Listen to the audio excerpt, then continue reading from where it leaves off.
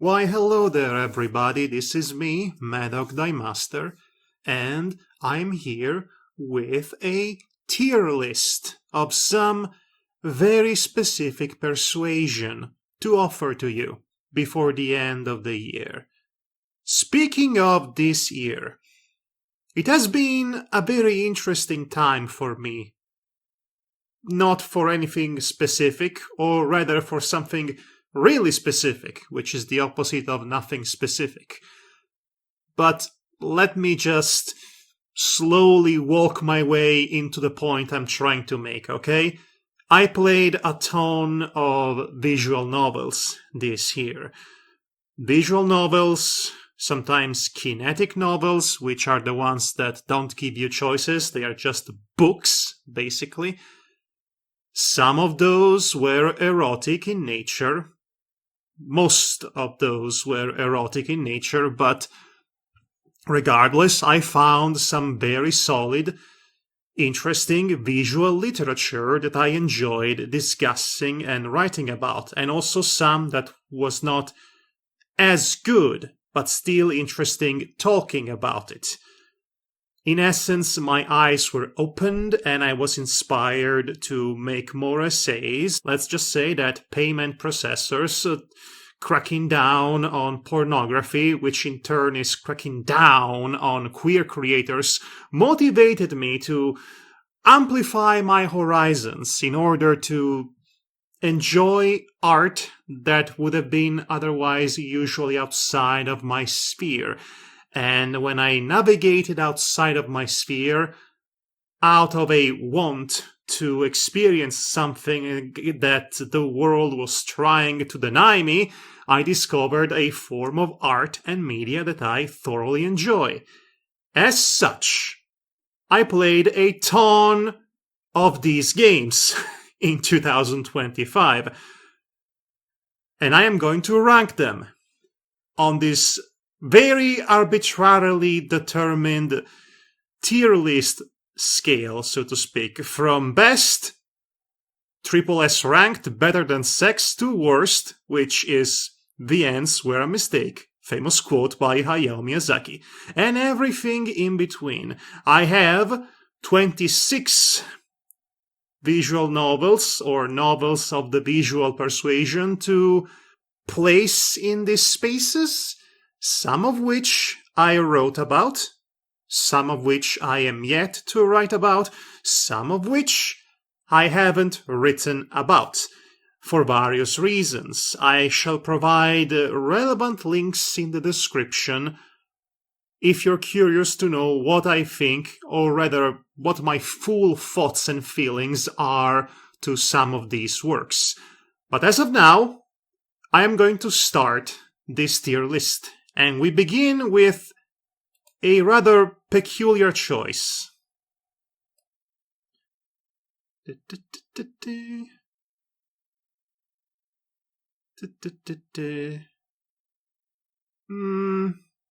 I put it here or do I put it here? I'll put it here for now. Our first game is Ad Nauseam, Disc 1. Technically, this is not a finished game. This is merely a chapter 1 of sorts to a much larger enterprise. It's not even technically a visual novel in the traditional sense. It's somewhere in between a first-person adventure game, a immersive sim. But this is chapter 1, which is mostly just a visual novel with some exploration to it. I'm going to count it as such, because it very much has the aesthetic, it very much has the presentation, and the interface of a visual novel. I'm not going to be extremely pedantic about hybrids in my tier list, but this is already a bit of an exception. I think it's interesting.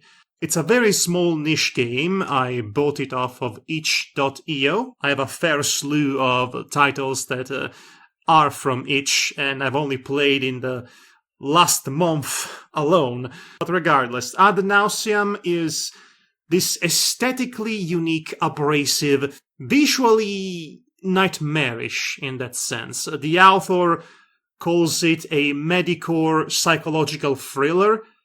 Heavy emphasis on the psychological aspect, which is baked into the very reality and setting of the game itself. It is depicting a weird yet interesting future medical dystopia.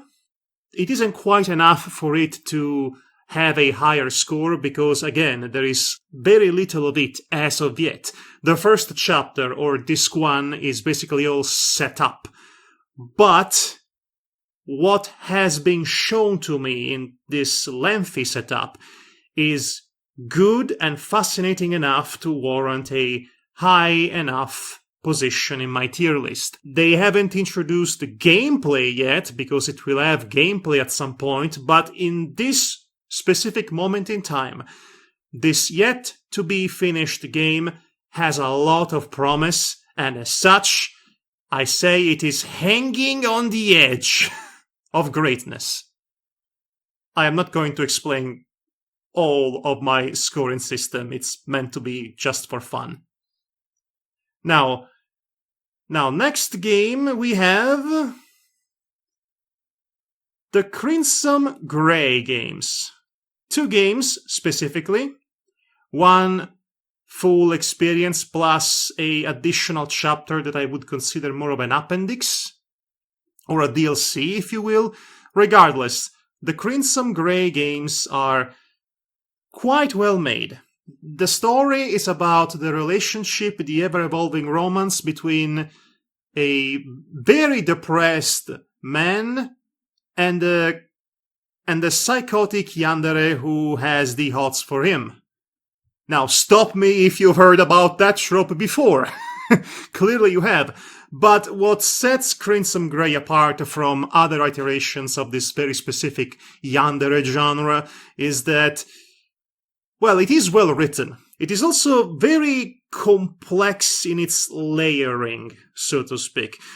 Because, yes, there are choices to be made in this visual novel, as it is usually the case with visual novels anyway.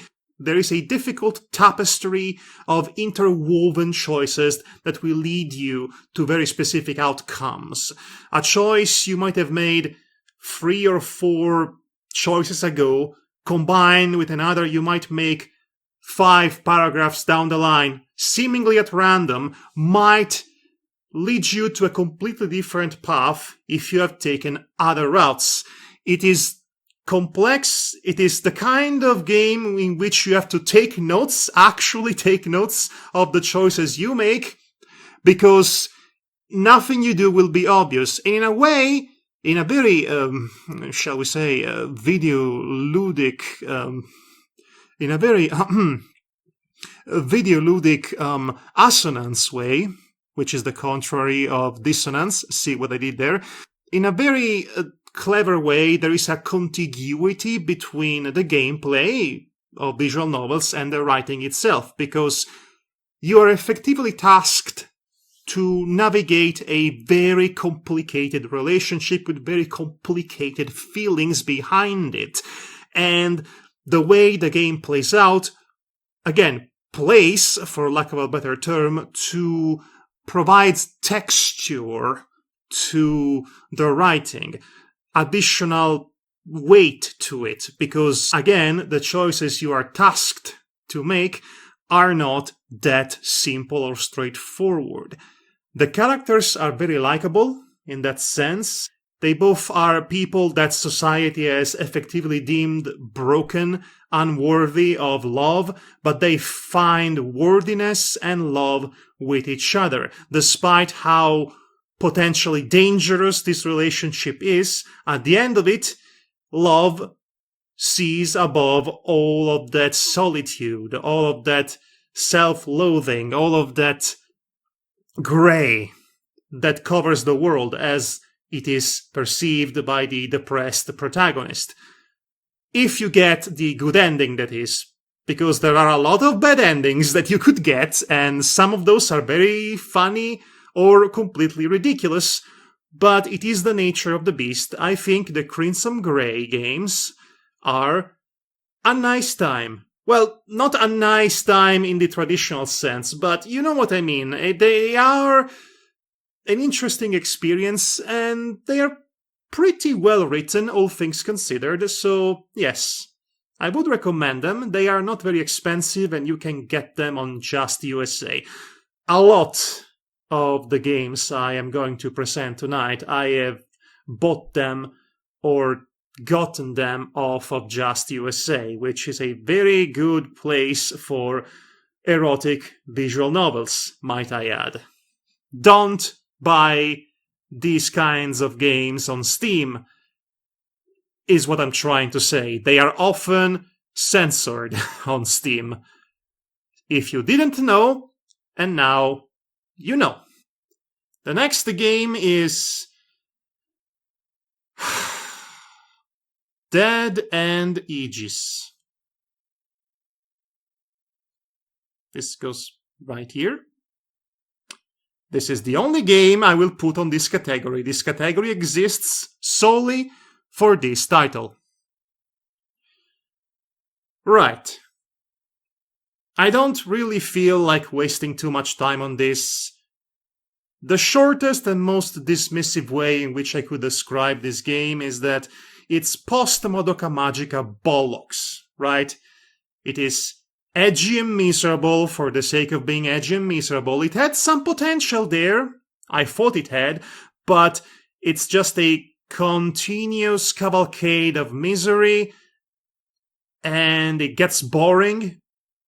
It's several hours of just non-con violation that almost seemed like it had a point to make about misogyny and objectification, but A, there are much better games on this list that do a better job at that, and B, it doesn't really commit to its own tone and mood at all. If you get to the two endings that it has, suddenly it decides it wants to be a completely different story than the one it had presented to me up until that point. So not only is it grim in a boring way, the very definition of grim dark, if you will, in the ironic sense, it also doesn't have the consistency and the wherewithal to keep its own tone intact.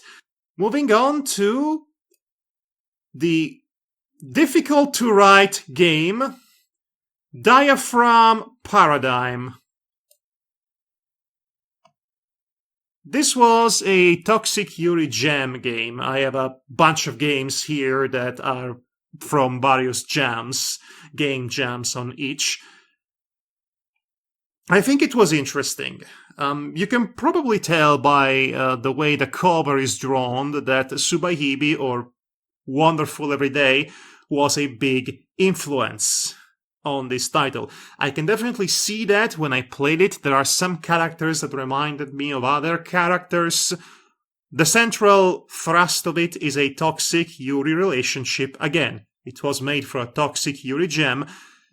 I have a lot of Toxic Yuri in this here group. Don't worry about it. I don't have that much to say about it. Once again, this feels more like it is part of a bigger narrative, and this was the prologue chapter. In the same similar sense in which Down the Rabbit Hole was the prologue for Wonderful Everyday. And if you know, you know. And if you don't know, don't worry about it. Don't worry about it. So there is something here, something that's visually interesting, something that's gripping, aesthetically gripping, a good sense of atmosphere, but it's not the kind of title that I will be thinking about it months and months down the line. Not yet, I wouldn't. So I say it's fine. Also, you can play it for free, so... I mean, I could put it here, but no. No, it's fine. It's fine where it is. Next up, we have... yes. This is... Hold on a minute. Despair No, Divine Despair Deviance. We enter into the rabbit hole of the Nadia Nova visual novels. Nadia Nova, trans woman. I have a few games that are made by trans women, by the way. All of them are Yuri. And between you and me, I sincerely think that trans women were the best thing to ever happen to the girls' love genre, because I am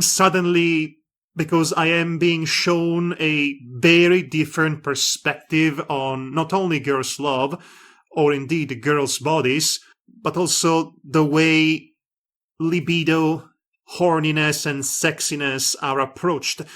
A point of view that differs quite a bit from the typical cisgender guy dude who writes Yuri visual novels in Japan, I would say. So this is already something that I am quite keen to enjoy, because it's basically a niche within a niche within a niche. Now, Divine Despair Deviance. Nadia Nova describes this game as Transestuous Angel Eroge. Let's just say that she has several fetishes, some of which are huffing and feet and pseudo-incestuous relationships or situationships between found family sisters who are trans. Very specific things, and I played about 3 games of hers as of now. I still am going to play more of them later down the line, and 2 out of those 3 do feature a pair of transbian sisters, as it were. This game in particular, I think, is one of her best, if not her best work. It's about 2 angels. One is a fallen angel, the other is an angel in the process of falling, but quite violently in denial about it due to unresolved issues, repression, trauma, guilt, the usual things. And they are both angels, as I said, they are both trans women, obviously. And the entire game is an exploration and a meditation on guilt, shame, and how kinks, fetishes, explicit anal sex, corruption play, broadly speaking, becomes a therapeutic way by which to learn to let go of the guilt and the shame of whatever unrealized potential we were supposed to have when we were growing up. Whatever societal pressure we were given to perform in a very specific way. All of that is let go thanks to hot and horny trans corruption play between 2 hot and horny angels. I would say it is the best version of itself, but there aren't many versions of this specific scenario to be found anywhere, because, like I said, it is a niche within a niche within a niche, within several other niches, probably. And I think it's because of that, partly because of that, it is far more interesting than almost anything else I have in this list, on its own terms. I would have a lot more to say about it, I think, but I'm going to save any future conversations on the subject of Nadia Nova's games when I fumble upon other games of hers that I have in this very list. So for now, let us move on. We move on to this.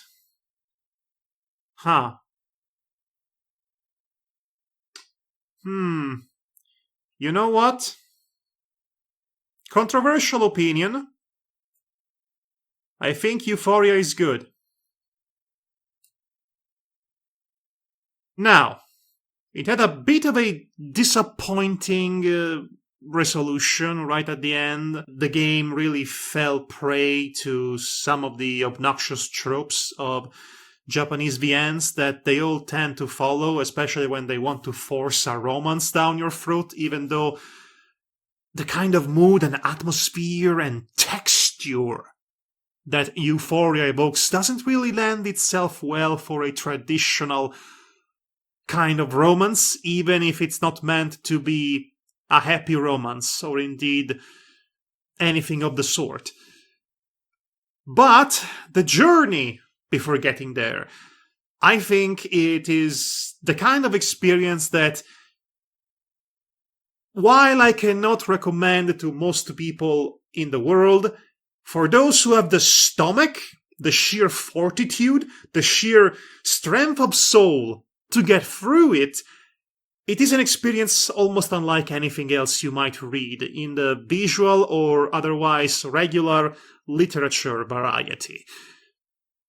I would compare it to the 120 Days of Sodom, both the original text and the film by Pierpaolo Pasolini from 1975, on the premise that some of the things that I have seen that this game does do remind me very closely of of the torture, of some of the torture from that particular work. And make no mistake, fellow internet freaks and aficionados, everything you've heard about Euphoria, which has a bit of an infamous reputation, it is true and then some. The horrible, indescribably terrible things that happen in it, and there are not enough tags in the world to really enumerate them, they serve a point beyond the weird obscenity of it all. The game is written in a very specific way. Everything it does so with the purpose of eliciting a reaction upon you that's akin to an elaborate game of gaslighting. Euphoria is written in an insidious way. It lulls you and traps you into a scenario in which you have the illusion of control within something truly horrible that's going on. Commentary about something or the other, if you will. But it wrestles away control from you. It forces you to look inward as well as outward, and you find yourself in a position in which you cannot trust anything you see or you read. And it does so wonderfully. It violates you, metaphorically speaking, in a way that's much more subtle than the literal awful violation that you see on screen, which is not subtle in the slightest. There is a nuance to it that permeates all throughout the diegesis, and it gets increasingly more vile and violating the more you go on, until it almost kind of ruins everything in the ending. But as I said, I'm going to cut it some slack, because most of it was shockingly enjoyable in heavy quotation marks.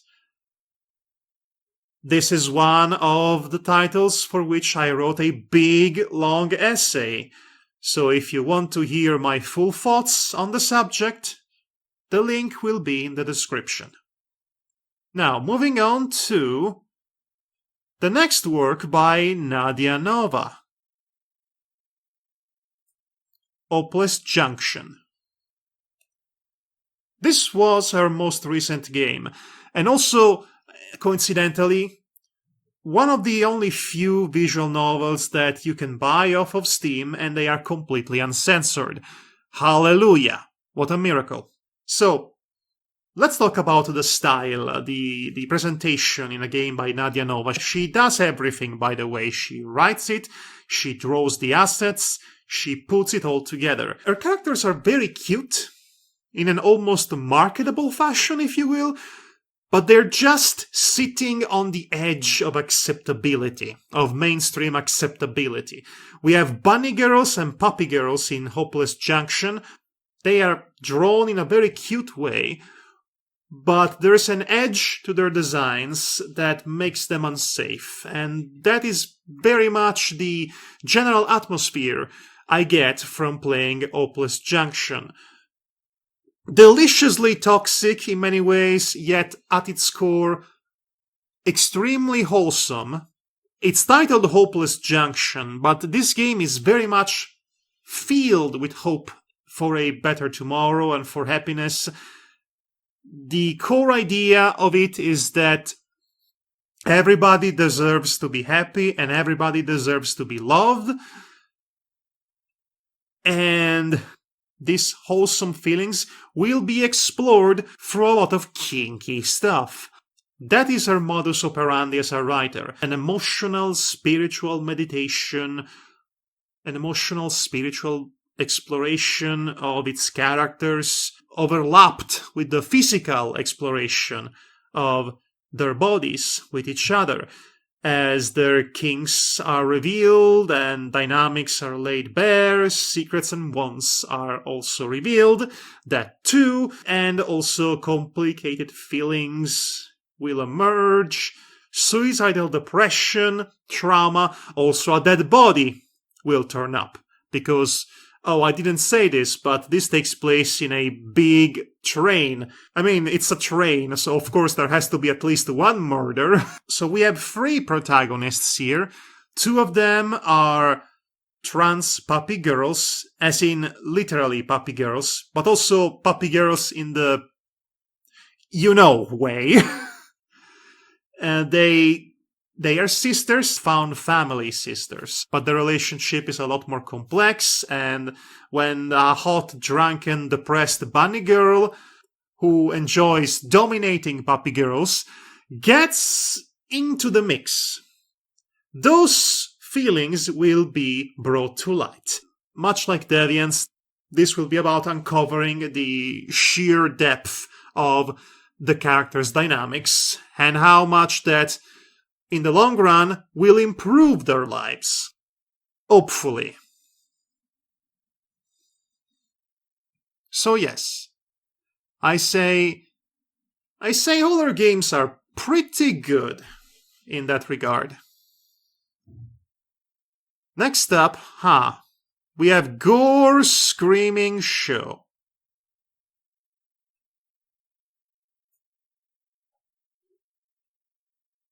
This goes here. Yes, I'm serious. Okay, so if I have to explain what my ranking system entails, there are several factors when it comes to judge a work of literature that has visuals and sounds in it. Obviously, you have to ask, is it well written? Does it look nice? Is the sound design on par with all of that? And yes, those are all important things, but at the end of the day, I would argue that subjectively, the most important element when it comes to judging this game is, was I completely and fully satisfied by the experience by the end? And I would say that in that light, there is no other game that's as good as Gore Screaming Show in that regard. Yes, there is a lot of non-con in it, and yes, it is a game by Black Psych, which means it has a lot of violence and violation. A lot of it. But it's good. I'm not going to say that this game is good in spite of it. No. This game is good, period. This game has a lot of non-con in it. This game has a lot of gory, awful, monstrous things in it. And it's good. Period. I'm not going to say it's good in spite of it. I'm not going to say it's good because of it. I'm just saying that I really enjoyed it because, quite frankly, there is seldom a title out there, a piece of literature, let alone a video game, that has tackled trauma, that has tackled what trauma does to people in quite the mature way that this game does. There's a lot more to it. There is a lot more I could be saying about Gore Screaming Show, but I wrote about it. So if you want to know more of what I think about it, you can read it. But also, I really want people to find and play this game for themselves. But again, The problem is that it will be tough to read. It will be tough to stomach, especially what with all the bad endings that are basically where all or most of the gore and the screaming will happen. I liked it. And I was surprised at myself for how much I liked it. It might not be the best written visual novel in this group. I think Euphoria has it beaten in that department. Well, until it isn't. But in terms of how the story progresses, in terms of how it grabs you and grips you over time with what it has to say, and in terms of how the scope and the characters are reasonably sized for the kind of story it is telling. It is a visual novel, it is an eroge that gets progressively better and better the more you play it. I think it is consistently good from start to finish, but it only gets better and better the more you play it. And this is why I'm putting it at the top of this list, because for my money, this was one of the most satisfying experiences of all the games I tried.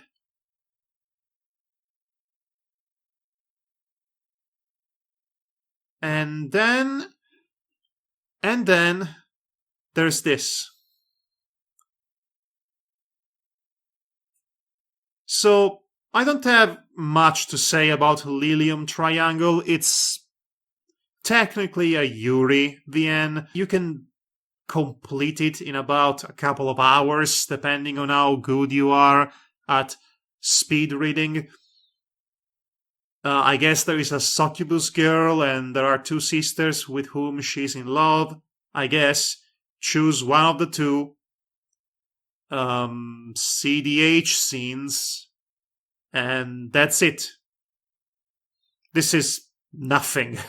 It is not anything at all. It is the most bare bones Yuri VN I could have possibly found. Frankly, it's not even worth talking about it. Now, what we have next is definitely not nothing. I would say yes. So, The Shadows of Pygmalion. I think this had the potential to be good, even great, but it drowns itself in a lot of exposition and the occasional retconning of its own backstory. On top of more exposition, basically in the second half of it, seldom anything was not someone explaining the new rules to the main characters, because new rules were being added constantly. What this game is I think I've been tricked into reading Fate Stay Night, but Yuri, which sounds great on paper if you care about Fate Stay Night. I don't particularly. And, for a while it is pretty good. I think it peaks very early on with a very emotional arc. And the characters are likable enough, I suppose. Not too deep, but they have a very wholesome and cute dynamics between them. If I would have to describe it in the least competent way imaginable, let's see. God is a doll, and she's gay, and she wants the gayest one to be with her. So all the gays have to fight each other until there will only be one left, but she didn't take into account the power of polycules. Now, if I made it sound exciting, I'm sorry. Like I said, it's not bad, but it drags a little bit, and then it picks up again when it comes to the true ending. But the reason why I'm putting it up here is exclusively because of one of the extra episodes in it, a necrophiliac serial killer and her lover. who winds up killing her.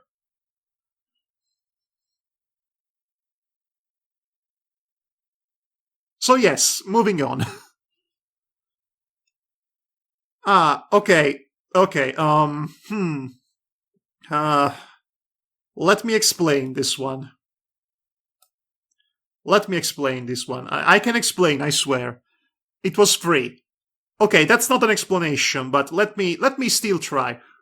So there is this bear VTuber on YouTube, which I follow. She's named Kumako, and she's a big has-been hotel fan, as you can probably tell by this cover. If you squint your eyes, you can notice that this is her self-insert OC in the arms of a very sad and handsome Angel Dust. At least I'm told he's handsome. The style of Vivzy Pop does not appeal to me. I don't find it particularly arousing, so to speak. I don't know. Glorified stick figures aren't exactly the epitome of sexy to me. Where are all the curves? Right? But that's just me. This is not clearly a VN that exists for me or my taste. I only tried it because it was free and because I was following the author. And you know what they say about morbid curiosity? Look, it's not bad. In fact, it is quite high on the production value quality. This is a fully produced, fully voiced, fully composed, real eroge that somebody made, basically for themselves. Most people will be happy to just write a self-insert fanfiction. Not this girl. This girl wanted to make a big ol' eroge, and by God, she's done it. I wish to praise her effort on display, even if I am not appreciative of the actual content.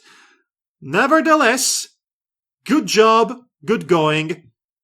If she's going to make an original VN, I will definitely be sure to check it out, because there is potential there. And this is the big one. This is definitely something. This is... It's time to address the Umineko in the room. Yes, I read Umineko. Yes, I read Umineko. I read all of Umineko. I read all of Umineko, all 8 episodes, all almost 6 million words of it. And let me tell you, I'm going to say something controversial yet brave. It did not need to be this long. Especially considering what its ultimate thesis ends up becoming. The idea of fiction being used as a tool to process grief and moving on. That's the ultimate thesis, but that's only the exclamation point to a much larger thematic journey told in the most, shall we say, I don't want to say obnoxious, but sometimes this story, or rather this opus, is a bit obnoxious. It reeks of a sophomoric novel.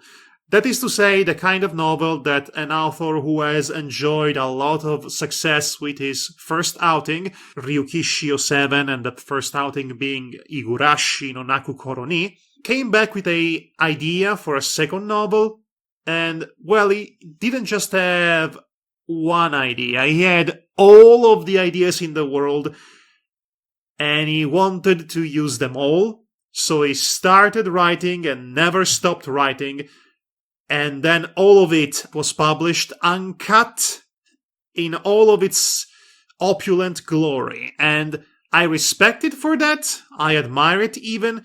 There are several individual moments in this experience that I would consider transcendental, and definitely I understand why this is low-key one of the most influential works of its medium to date. It still did not need to be this long, especially since a lot of scenes will have characters standing around discussing literary theory, or even discussing the plot and the themes of the game itself in which they were in. And you need to understand something immediately about Umineko. Should you ever decide to start reading it, you need to be made aware that this is sold to you as a classic murder mystery novel. It is not emphatically a murder mystery novel. It is a novel about mystery novels. Moreover, it is an unorthodox mystery novel because it will not give you the solution to the mysteries. Because the mysteries are the game for you, the reader, to play. For you, the reader, to engage and play with. There are several layers to Umineko.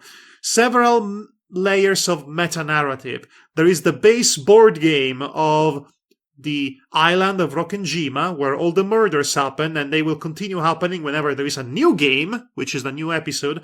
There are those playing the game, which are simultaneously playing on a chessboard, and they are also pieces inside the board. There is a layer above them, which where the sponsors of the game are. There is a layer even above them, which is where the god that is either writing the story or writing a theory about what the story is lies. And then there is the real world, which is parallel to all of that, and maybe it's the only part that's almost not open to interpretation, but it is. And on top of all that, and on top of all of that, on top of everything else, there is a real-life Japanese forum for fans of Umineko to write and discuss their theories, which is only in the Japanese language, so that's something that's inaccessible to me as an English reader. So what would be considered effectively a part of the Umineko experience is closed off to me. And now maybe you're starting to realize why the anime adaptation of Umineko was so bad, because this is one of the most inadaptable works of fiction that there ever was. By the unique form and shape of its presentation and its writing, and the way it basically goes constantly outside of itself to look inwards, and then look at you as you read it, and wink at you, and then going back inward and outward and sideways. Metaphors within allusions, within layers of metatext. It gets, frankly, a bit much. But at the core and the heart of it all, this is a novel about humanity. This is a story about people, and some people are not meant to be mysteries for you to solve. And I'm not going to say any more about that because I wrote about this game. I wrote the biggest, longest thread, one of the biggest and longest threads on Blue Sky anybody could ever write about anything.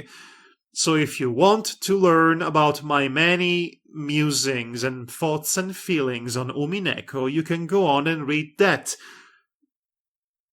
If you want. You don't have to. But anyway, Umineko is good, almost great, but I cannot justify the sheer volume of it. Nobody can, and nobody should. Call me a Philistine if you wish. I am unmoving on my own stance. Okay, so this is the third and final game by Nadia Nova to be had on this list. You can read it all in less than an hour, or more, depending on how slow or fast you are. It is so short it doesn't even bother with save states. You're meant to read this pretty much on the fly. You can get it off of Steam. You can also read it on the browser. You wouldn't even need to download it. That's how short and compact of an experience it is. So the entire premise of Slime Fit is that a scientist gets infected by a lethal miasma, that's slowly turning her into a slime girl, which sounds great and sexy depending on who you are, but it's actually going to kill her.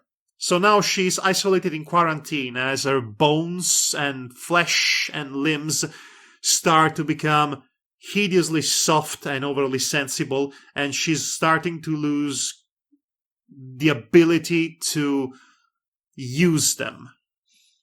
Meanwhile, she's communicating via chat room with her girlfriend, and they spend basically all their time sexting to each other because they cannot be there for each other physically, which is both funny and incredibly sad and depressing. The entire presentation of the game is that chat room between these two characters, with the occasional images appearing above it. It is a very minimalistic approach by design, but it is indeed strong and compact in its shortness. There is only one ending to this story. There is only one inevitable conclusion to this story, and it is the same conclusion you already had surmised based on how it begins. There is no escaping that. But again, there is something to be said about how Nadia Nova uses the tools and the kinks at her disposal to explore and communicate what these characters are about and how they feel about each other. They are sexting each other about huffing feet and slime pussies. And it's the most human and depressing thing you can imagine this conversation to be, because of the context of it. It's quite good and quite short. Give it a whirl. Actually, you know what? There. Length is not indicative of quality, anyway. Next we have... So this was from a very, very recent, still ongoing technically at this point, at the point of recording, jam about robot love. Yes.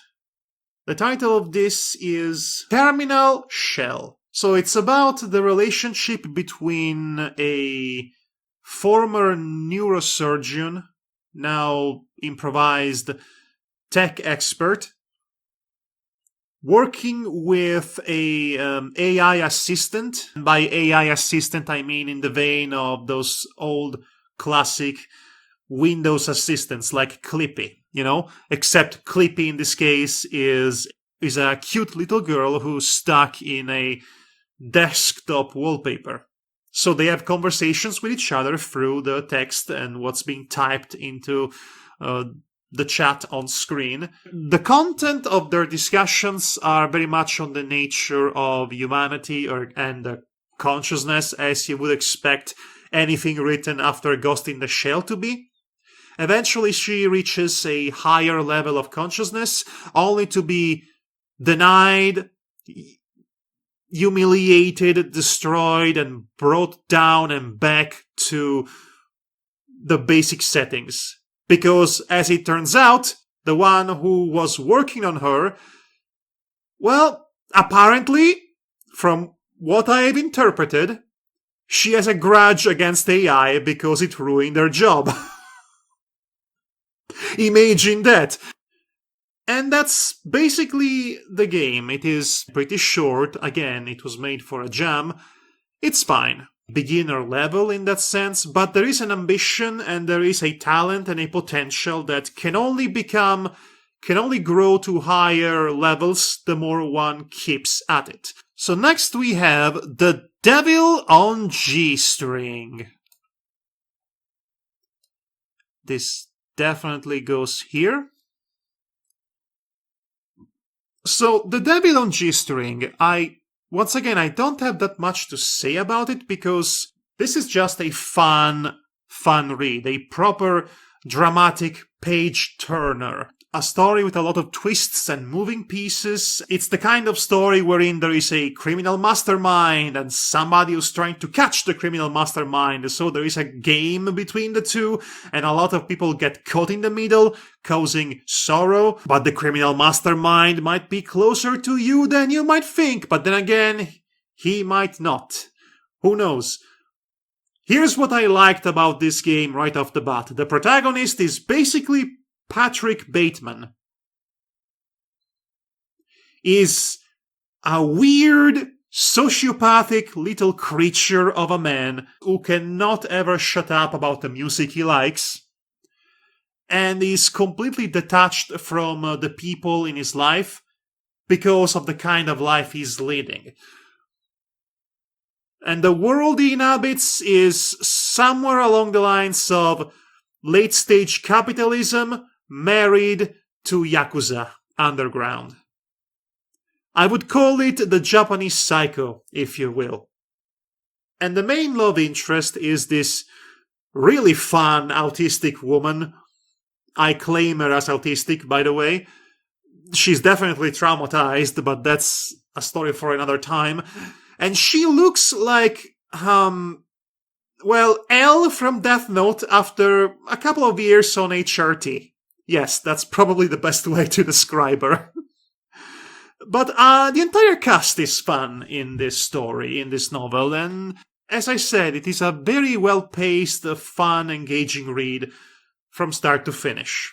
Perhaps the reason why I am not rating it above this particular tier is because at the end of the day, as good as it is, I don't really have that much to say about it. A fun romp with some juicy drama and also some legitimately funny moments.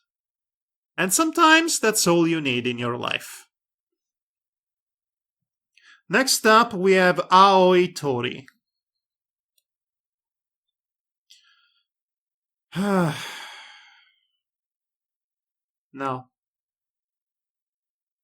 No. This goes here. I was thinking about it, but no. It stays here. Aoi Tori is perhaps the most disappointing read I've had this year. It is very well polished, aesthetically speaking, even if I don't personally jive with the aesthetic for various reasons. I wrote about this game, by the way, link in the description. The fundamental issue with Aoi Tori is that it had a ton of potential given its premise, but it doesn't really do anything interesting with it. With any of the possible scenarios it presents to me, it always goes with the most boring and uninteresting one. It plays itself safe, and by doing so, it undermines its own premise to the point in which it becomes infuriating. Next up, it's the 100 line. Last Defense Academy. Here we go. This goes... I mean, it has to be up here. Okay, listen. I have 220 hours on this game. It is the beefiest VN ever made. 6 million words, 100 different endings, about half as many routes for said endings. And that is without counting the very well designed, very well implemented strategy RPG segments. It is an astounding, gigantic, enormous, ambitious work. And quite frankly, it is absurd, it is ridiculous, it is unthinkable that something of this magnitude was ever made, conceived, put together, existed in the first place. And from the looks of it, they are not quite done with it. This game is the culmination of two different legacies. The Danganronpa guy, Kodaka, and the Zero Escape Games guy coming together, as well as a lot of other writers under them. They came together and they made something that's, again, there are not enough words to describe to you, to properly convey to you how ridiculous this enterprise was. Umineko and the 100 line, I read them the same year. That's insane. It's not just the fact that there is so much of it. It's not just the fact that there are so many routes for me to read and peruse. It's the fact that a lot of it is actually legitimately good. It's good in a way that Danganronpa never was. If I'm being brutally honest. It still has some of the unfortunate tropes when it comes to Kodaka and the style of characterization, but it is counterbalanced by all the other writers that are involved in creating and crafting these scenarios. And sometimes you find something truly special in it. Sometimes you find others that are a bit mediocre, but again, given how many scenarios there are in this game, given the framework that allows these scenarios to happen and occur, having to do with parallel dimensions and also time loops, this is honestly one of the best games of 2025. I don't care about what anyone else says. I don't care about awards. I don't care about any of that garbage. This was my choice to play. When Expedition 33 came out, and I am thankfully avoided it, this was my choice. And as such, I stick by my choice because it was a great choice. It was the best decision. Once again, much like Umineko, I wrote a big thread about it. And if you want to read it, you know the drill. We move on to How to Raise a Wolf Girl. This is a short and sweet little story that perhaps it is a bit too short and too sweet for its own good. I think it was rushed out of the door, which would explain why it only had 2 chapters and it ends just when I feel it was beginning. But regardless, what it is here is fine, not especially brilliant, not especially great. Honestly, it's mostly forgettable. The only reason why I would put it here, the only reason why I would be bothered to remember it is because it is the rare visual novel that ends with a polycule. The true ending is a polycule. That almost never happens. That's what I wished Lilium Triangle had done, but no. You can't date both the sisters here. No. If you try to do that, you get the friendship finale. Frig off. Disappointment. At least this one is giving us a polycule ending, which is the only reason why it's better than Lilium Triangle. Very, very basic otherwise. I'll tell you what's not basic. I'll tell you what's pretty darn interesting. This one. Which goes, I would say, here. Loner_dog, column, / Snuff, Puppy, Carnage, Society. This was made for the Toxic Yuri Jam of 2025. Its aesthetic presentation in line with its UI, I would describe it as very pungent, very in your face, very abrasive. The backgrounds are these unclear, unfocused pictures with saturated colors that I would describe as akin to looking at a LSD-induced nightmare from inside a cataract. The UI is akin to a chat room in some dark web or an old-fashioned style of social media interaction. The characters appear on screen in small portraits, and sometimes they chat with each other on the phone, so the chat room appears on screen, and you can move those images around the screen with your mouse or with your finger if you're playing this on mobile, which you can do, which seems appropriate and in line with the aesthetic choices and the UI choices, contiguous again with the aesthetics. This is a difficult work to describe in this freestyle manner that I'm doing.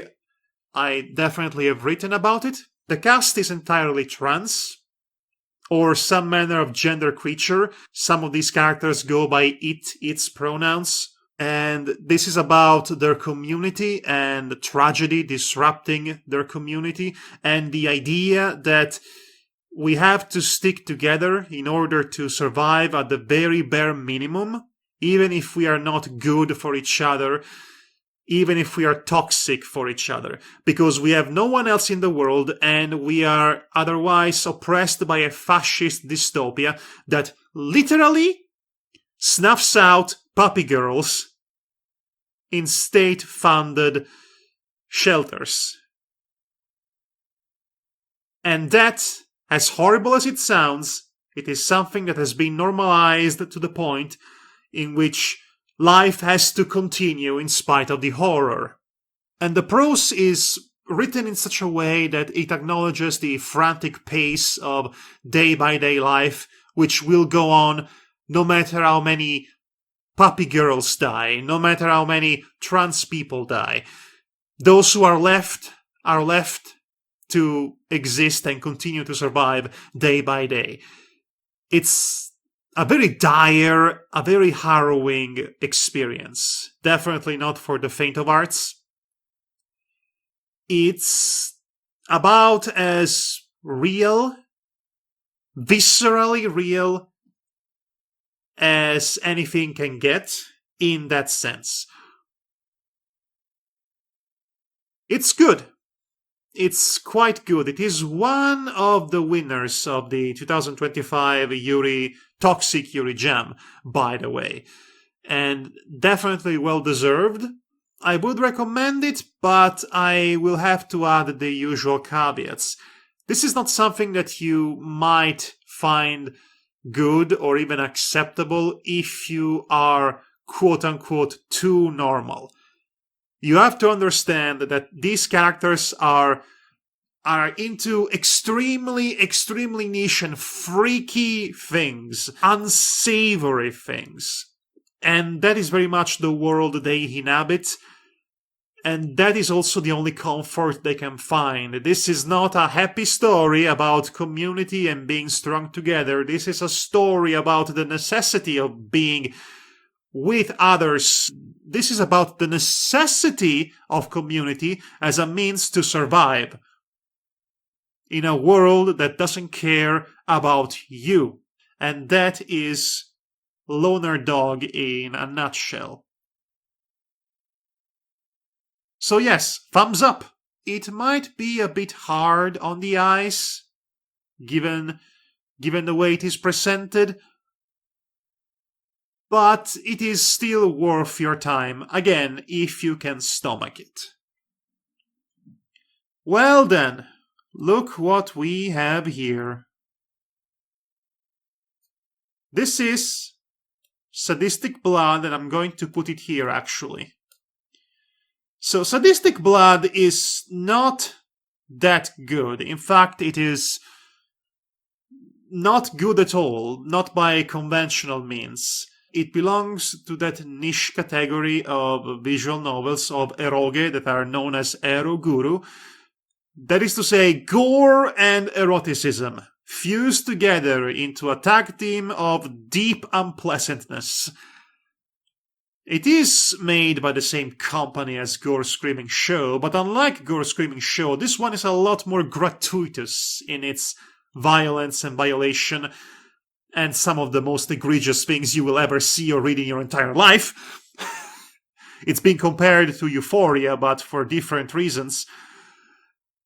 This one is a lot more gratuitous, as in it is a 4 hours at best long game, and most of those 4 hours are just H scenes, with very little narrative tissues to connect them. It is a choose your own adventure book, if you will, in which you have to navigate through various choices and find the only one that's a good ending. But there is a bad ending at every single turn, and they will be the worst thing you will ever see in your life. Probably. Unless you also happen to be reading Euphoria the same year, which is insane, come to think of it. But here we are. Sadistic Blood. There isn't much to say about it. I think there is some potential there. Something to say. Something that could have been said about why violation happens, the justification for it, dehumanization being at the core root for why violence happens. But unfortunately, there is too little substance to justify that read for it. It's very much what it is, but for some reason I am strangely obsessed with it, and I can't stop thinking about it. I cannot stop thinking about what the potential of it might be if they could have had more time to work on it. Maybe something more substantial could have been there instead of just it being a glorified excuse for a lot of non-con violation, which is 90% of it. Alas, here we are. We could have had something, but no. It's not great. Well, you know what I mean. So next up is The Song of Saya. The Song of Saya is... I guess it's fine. I wasn't especially impressed with it, if I'm being honest. It has to be said that by the time I read Saya no Uta, Japanese title, I already went through Gore Screaming Show, Dead End Aegis, and Sadistic Blood, yes, and also Wonderful Every Day. So by the time I finally arrived at the much acclaimed, much infamous Song of Saya, it didn't leave that strong of an impression within me. I appreciated a lot of the things it was doing or it was trying to do. The mood and the atmosphere, the Lovecraftian horror being reframed as an extremely toxic and unhealthy romance.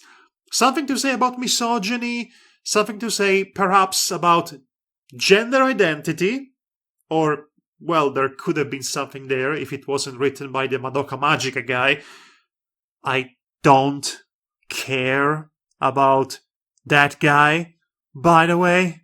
I'm not that big of a fan, if I'm being honest. But still, I think it's perfectly fine.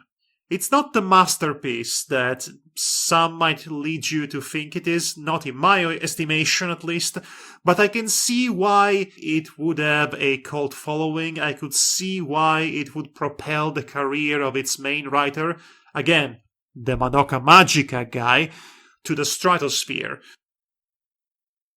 What's not fine is this. I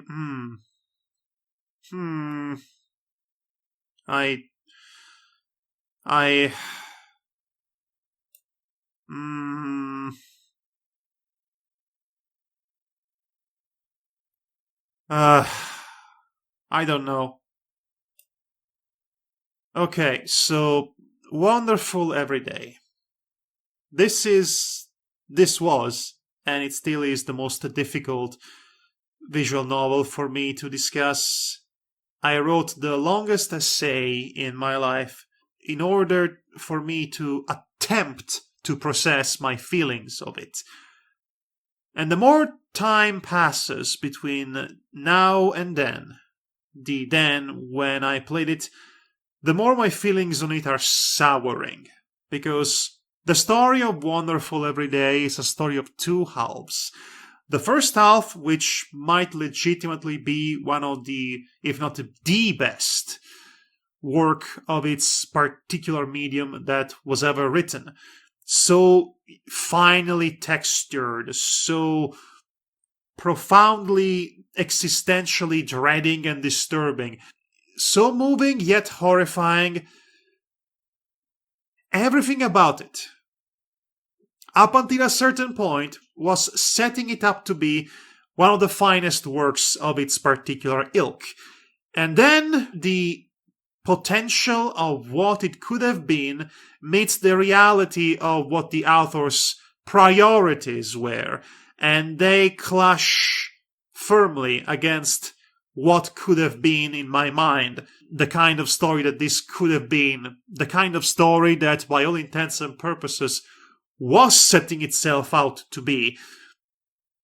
And all of that gets shoved right into the stratosphere, or down to hell, if you will, because the rest of it is the most disappointing, disheartening fall from grace I have ever experienced in fiction. I cannot think of anything else in my life that has given me this much grief than Wonderful Everyday did in its 70 plus hours of material. It's impressive. I have legitimately grieved for several weeks afterwards, crying and decrying for the loss of potential. I was legitimately depressed over it. I'm not even exaggerating. It felt as if I have lost a loved one. That's how bad this game had gotten to me. That's how bad it had disappointed me. That's just how much of a bummer that was by the end of it. It's just this author, Skadi, or Skadi if you will, finds unique ways to disappoint me.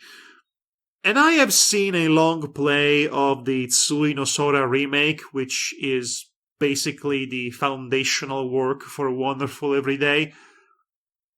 And that one too can be described in a similar way to how I would describe Wonderful Everyday. It has some of the best written characters and moments and individual stories you will ever encounter in this medium.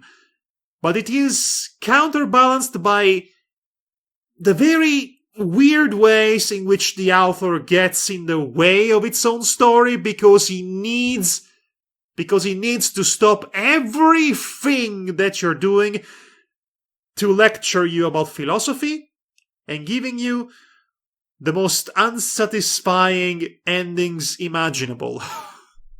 The balance between what's great about it and what's bad about it lands it precisely in the middle of this entire tier list. I think that's a fair assessment, all things considered.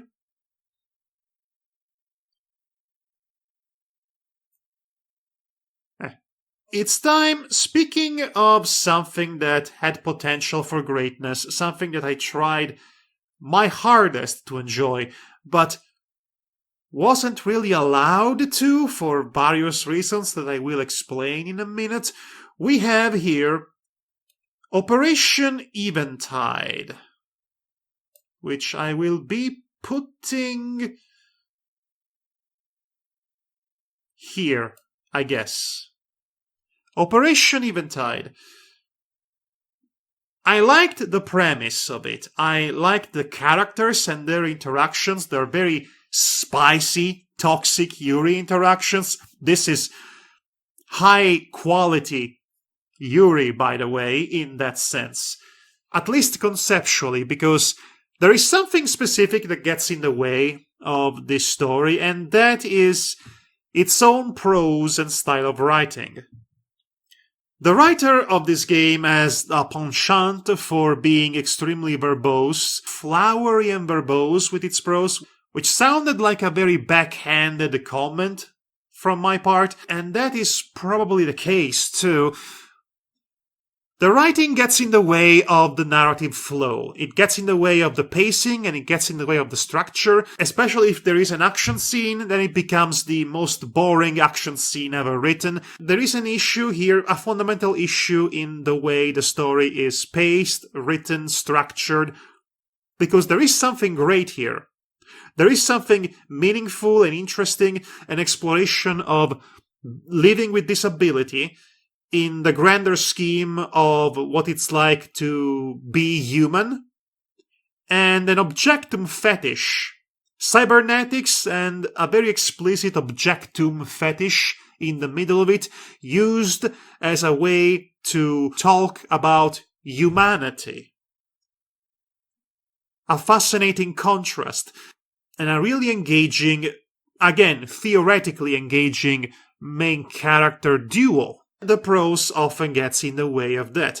It doesn't help, and on top of that, it doesn't help that my eyes were straining the entire time as I was reading this. The way the font is formatted, the way several paragraphs are bunched up and scrolling down the screen, they are not fine and fun to read. They clashed heavily with the very unique condition that my eyes have. As such, as much as I wanted to fully enjoy this experience, I was constantly reminded that I have a disability. And that was not pleasant for me. But what's there for me to enjoy, it is very enjoyable. In fact, I want to stress that the real strengths of the author of this game are her drawing style. She draws some very sexy anime ladies, might I add, and also her ability to formulate a chemistry and dynamic between these characters through their dialogue. Sometimes the dialogue gets extremely hard on the scientific part of science fiction, to the point that I would have liked to have a lexicon so that I could follow any of that. But even in that case, so much about the characters and what they think and feel and what their worldview is, what they think about being human or not being human, as it were, is conveyed through their conversations. More so efficiently than the prose will ever do, because again, the prose just gets in the way of itself. And that is a damn shame. Oh, you're asking what the plot of Operation Eventide is? Well, it's basically Kingdom Hearts. I will not elaborate. But speaking of issues with formats and eye straining and extremely prolonged prose that gets in the way of pacing and structure, there is the prequel to Operation Eventide, Dolorosa, which, once again, it is something that on paper sounded incredible. We have a deeply disturbed, traumatized scientist who looks like Agnes Tachyon when she grows up and becomes a sexy lesbian with abs of steel and glasses. She has to medically assess the regenerative abilities of a magical girl, and technically this is about their interactions. Now that sounds great. It sounds especially interesting when you consider that she gets a bit carried away with the experimentation, if you know what I'm saying. It gets very eroguru. Not quite on the level of sadistic blood. It is relatively tamed compared to that. But it does get into some interesting places. Again, on paper. Factually, the prose gets in the way of itself. This was, of the two Operation Eventide games, this one was the hardest to read. It was hard to read. I was stuck there trying to parse whatever it is that was being said at any point in time, as the obnoxious mental monologuing of our girl scientist is akin to a mental Venus flytrap. It gets so annoying. This is a 70,000 words long visual novel. A lot of it is just overly self-satisfied aphorisms, analogies, musings that just get in the way of scene-by-scene progression. It's worse. It's in many ways much, much worse than Operation Eventide.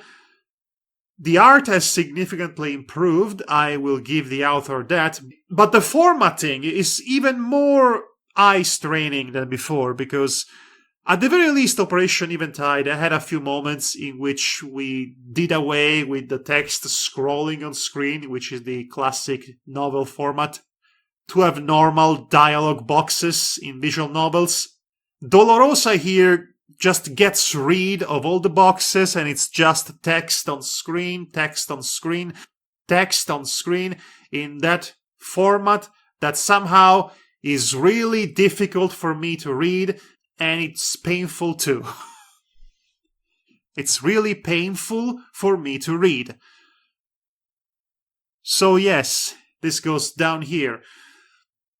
It's just so frustrating that we have something that's so uniquely flavored and fundamentally interesting, because it is interesting, but the writing style, the style of writing just gets in the way of everything. Just disrupts that enjoyment from start to finish. It's so... it makes me want to scream in a pillow. I really, really wanted to enjoy Eventide, but I could not fully. C'est la vie. Next up we have Queen Beast. Now, Queen Beast, I would say here. Sure. This is another game you can download for free off of Just USA, much like Diaphragm Paradigm. From a presentation standpoint, Queen Beast is a callback to 90s fantasy anime and OVA. The Slayers, Record of Lodoss War, all of that is just a mixture of that 90s nostalgia of anime fantasy that oozes off the screen of this very well-crafted kinetic novel.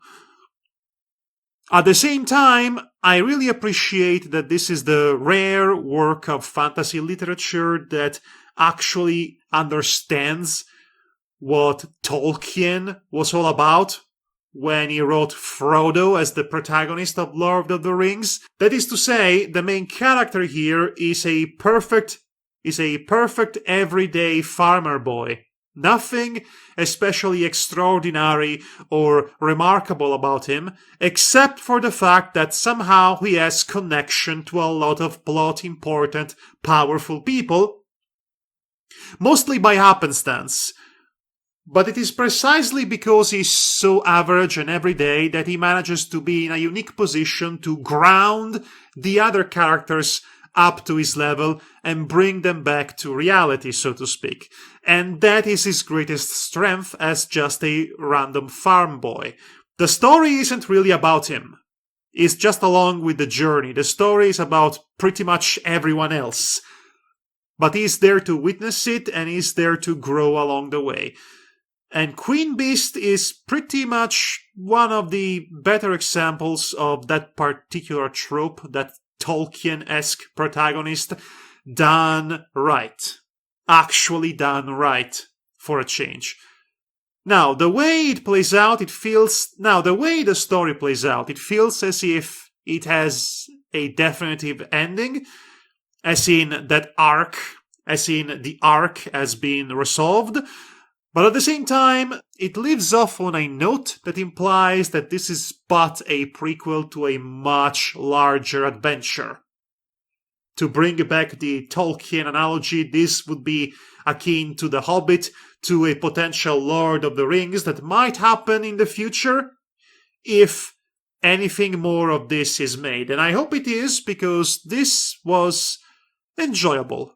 Yes, I would say that as far as homage to 90s fantasy anime, you can do a lot worse than Queen Beast. And finally, last but not least, we have Ed and I. And this goes here. I'm not kidding, this goes up here. Ed and I has a bit of a pedigree. That is to say, a pedigree that we have established all throughout this tier list, because the character sprite and key artist for it was the same who made Operation Eventide, which means that the game will look very, very good. The writer for it is the one who made Ad Nauseam, which is the first game we put on this tier list. And as I have described, I enjoy the style of writing of this author. Ad Nauseam has a ton of potential that's yet to be realized. The advantage that Ed and I has is that it's a one-shot, it is a self-concluding narrative that happens to take place within the Ad Nauseam universe.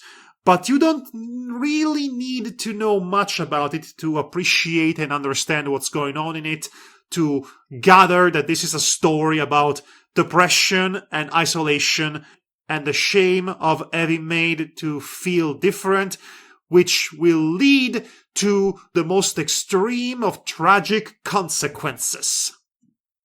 I really, really like the atmosphere and the mood that oozes out of Ed and I. It's a dark, claustrophobic space, barely lit by the light of the protagonist's computer monitors, with hues of dark purple permeating in the atmosphere, the color of alienation. The writing is deliciously laid out, visceral in both its content and in the way it is subsumed in the aesthetic of the game. It is very much part of the aesthetic, not just an accompaniment to it. The inner workings of a deeply, deeply maladjusted mind being opened up for us to see and being swallowed inside of it. We are being swallowed into a world made of isolation and depression, and the kind of comfort she finds in an unexpected source. And that unexpected source is the catalyst for an even bigger tragedy. There is a piss bottle emptying minigame. Ed and I is actually very good. And that's my full recommendation. Again, the usual caveats: you would have to be in a good state of mind to read this visual novel about a really bad state of mind. And I was not really emotionally prepared to how close to home it was going to hit. And I was not certainly emotionally prepared to what happens at the end. It goes places. It goes places, and those places aren't very pleasant. Let's just put it like that. And with all of that out of the way, this has been my 2025 visual novel tier list. And I hope I haven't forgotten anything. These are quite a lot of VNs I read. Various degree of quality, various degrees of length, various degrees of enjoyment, and they're all here. Well, I hope you, speaking of enjoyment, I hope you enjoyed this little diversion, and I will definitely keep on playing and writing about visual literature in the future, because I'm on this train ride, baby. And I'm not getting up until the train crashes and burns and falls down into the depths of hell and just keeps on burning with me on board, screaming and yelling. Screaming until there's nothing left of me but cinder. I don't know where I was going with that, but I'm going to end it here. Thanks for joining me, everybody. Happy New Year.